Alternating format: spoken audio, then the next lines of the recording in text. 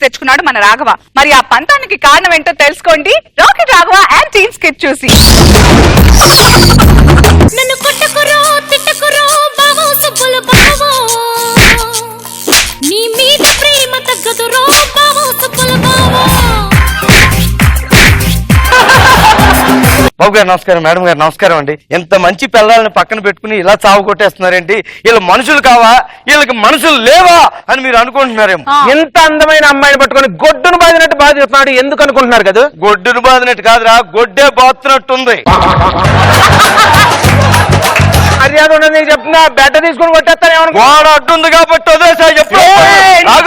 వీళ్ళిద్దరు ఎందుకు కొట్టుకుంటున్నారు, పిల్లల్ని ఎందుకు కొడుతున్నారు, ఇదంతా తెలుసుకోవాలంటే దోమల చక్రాలు తిప్పుకుంటూ ఫ్లాష్ బ్యాక్ లోకి వెళ్ళాల్సి.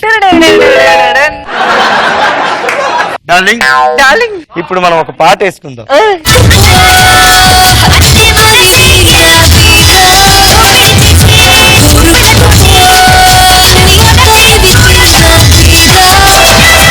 ఏంట్రా మేము పాట వేసుకున్నప్పుడే మీరు పాట వేసుకోవాలా? మేము పాట వేసుకున్నాక వేసుకోవచ్చు కదా మీరు. నేను అది అడుగుతున్నా, మేం పాట వేసుకున్నప్పుడే మీరు పాట వేసుకోవాలా? పాట వేసుకోవచ్చుగా. అని పాట తప్ప ఏం వేసుకోవాలి. చంద్రముఖి ఇప్పుడు అర్థమైందా?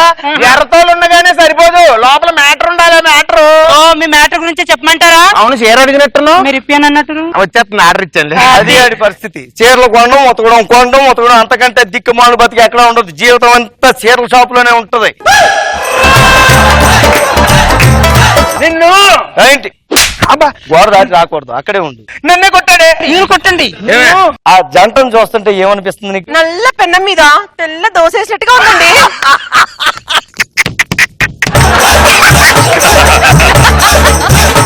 టైంకి బాగా పంచలేస్తావా? గురించి వదిలిపెట్టి ముందు మీరు అదే మాట్లాడొద్దని చెప్పాను నీకు. చూసారా చంద్రమికి? చూసేకున్నాడు కోసిన బట్ట అని పిచ్చి పిచ్చిగా మాట్లాడితే ఇరిగిపోద్దేమనుకుంటున్నావు, కూడా పగిలిపోద్దామనుకున్నావు. ఎప్పుడు చూసా నోర్మై అంటారా తప్ప ఏనాడనే డోర్మై అన్నారా మీరు? బాగా జన్మ తాగలయ్యాను. చంద్రముఖి మనం డోర్ ఎన్నిసార్లు వేసావు, ఎన్నిసార్లు తీసావు చెప్పవే వాళ్ళకి. మీరు డోర్ వేసిన తర్వాత ఏం జరిగింది అది కూడా చెప్పమంటారా? వద్దులే, చీర ఆర్డర్ ఇచ్చాను సంధి నాకు వచ్చింది. చీరతో పాటు సబ్బు కూడా వచ్చేస్తుంది, ఉతుక్కుంటా కూర్చుంటూ ఉంటాడు. నా సంగతి నీకు తెలీదు. నా సంగతి కూడా నీకు తెలీదురా. ఇలా కాదురా నీ సంగతి చెప్తాను. ఏం నేను కొట్టలేదు అనుకుంటున్నావా? నేను కొట్టలేదు అనుకుంటున్నావా? మీ ఆయనకి చెప్పొచ్చు కదా నువ్వు. ఏడీడు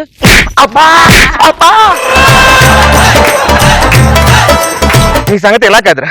అమ్మా బాగున్నావా? పిచ్చోడా, మా ఆవిడ అక్కడ ఉందిరా. ఎక్కడుంది? అంటే ఏమనుకుంటున్నావా? కొడతంటే ఎవరు సాక్ష్యం లేరు అనుకుంటున్నావా? నేను నిన్ను అసలు కొట్టలేదు, కావాలంటే వాళ్ళే సాక్ష్యం. ఎవరాళ్ళు? నిన్ను బక్రా బక్రా చెప్తా. ఇప్పుడు రారా చూసుకుందాం.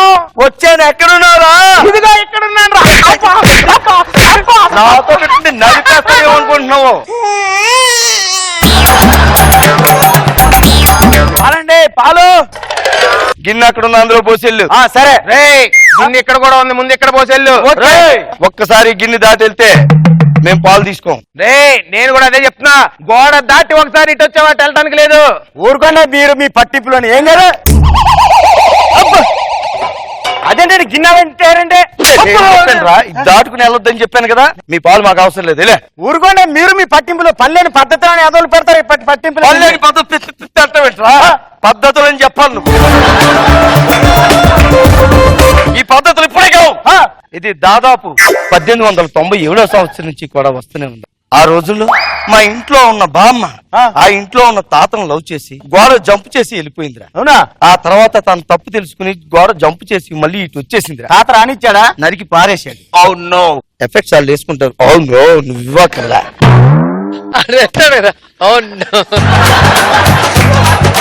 అప్పటి నుంచి ఈ ఇంట్లో ఉన్న చేవలు అట్టే వెళ్ళకూడదు, ఆ ఇంట్లో ఉన్న చేవలు ఇటు రాకూడదు. అయినా ఏమనుకుంటున్నావు రా మా వంశం గురించి? ఏమనుకుంటున్నావు?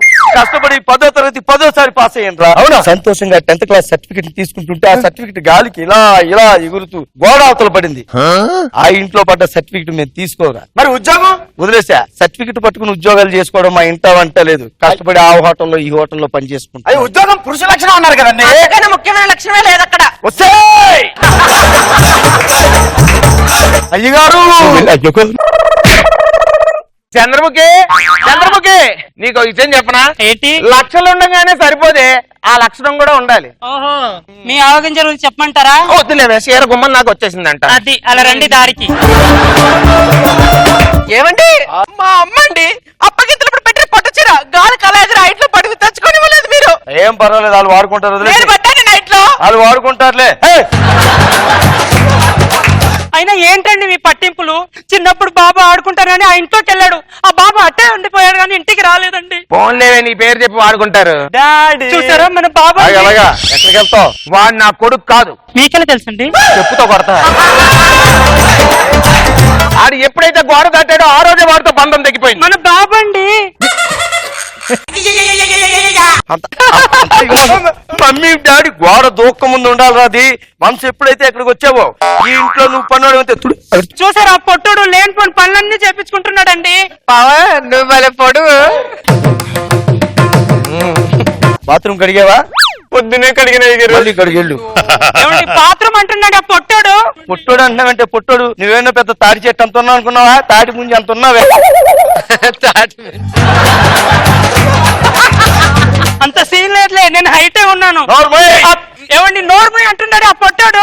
శ్రీముఖి ఈ పక్కింటి నన్ను పట్టుకుని పొట్టోడు అంటుంది. మీరేదో పెద్ద 6 అడుగులు ఉన్నట్టు మీరు పక్క తప్పుకోండి. ఏమే చంద్రముఖి రావే బయటికి. ఏంటే శ్రీముఖి? నా మొగుడు పొట్టినా కొట్టే ఉండొచ్చు, వాడేమి చేయకుండానే పోవచ్చు. అంత మాత్రం నా మొగుడు అంటావే నువ్వు? నా మొగుడు గురించి అన్నా, నీ మొగుడు సంగతి చూస్తావు నువ్వు? పోయిన సగం కాలే పిడకలా ఉంటాడే నీ మొగుడు. పిట్టలు కొరికిన పిడకలా ఉంటాడు మీ ఆయన.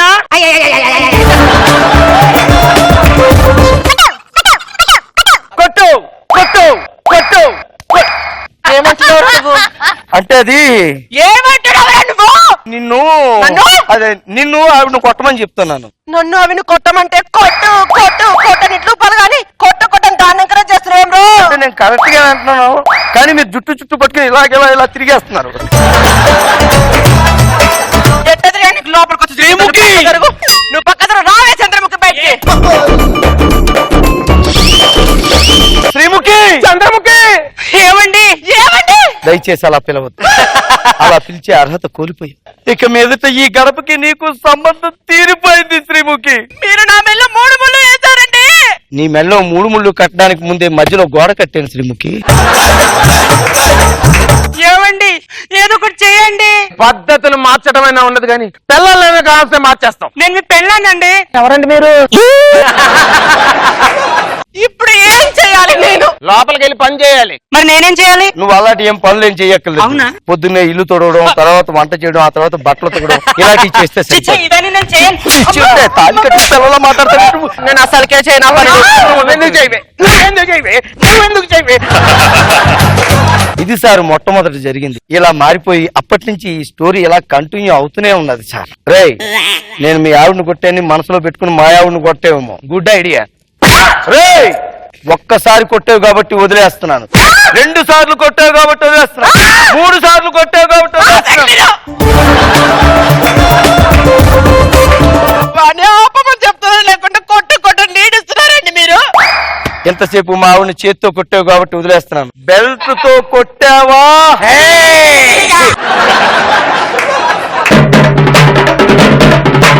మీ ఆవిని కొట్టానని పొరపాటు మా ఆవిని కూడా కొట్టావు. లేనిపోని ఇట్లని పొట్టు తెస్తున్నారేంటండి?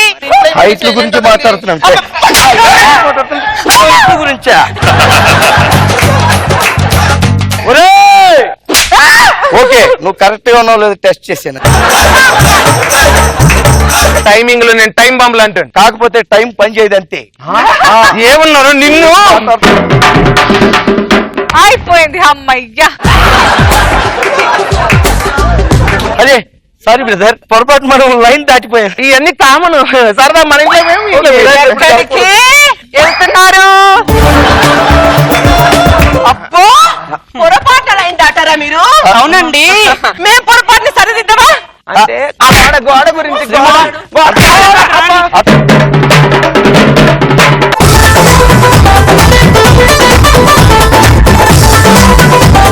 రోజా గారు ఎలా ఉంది? చాలా పంచెస్ బాగా పేర్లాయి, కానీ పవనే 4 అడుగుల 3 అడుగులు ఉంటాడు. పవన్ నేను పొట్టాడా అంటే నాకు నవ్వు ఆగట్లేదు అసలు. బాగుంది నాగబాబు గారు. బాగుంది రాఘవ, మంచి కాన్సెప్ట్ తోటి గోడ దాటకూడదు అనే కాన్సెప్ట్ తో పంతాలు పట్టింపుల మీద మంచి ఫన్ జనరేట్ చేస్తారు. గుడ్.